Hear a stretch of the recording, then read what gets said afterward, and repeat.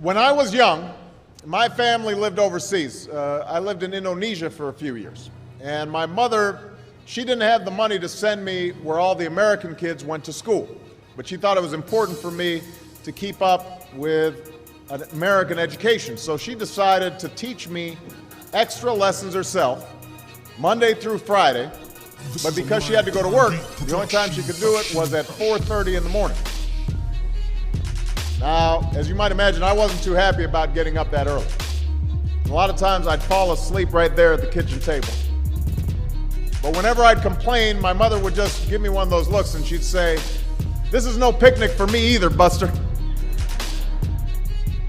So I know that some of you are still adjusting to being back at school, but I'm here today because I have something important to discuss with you.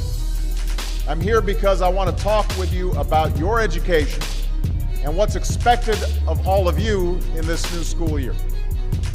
Now, I've given a lot of speeches about education, and I've talked about responsibility a lot.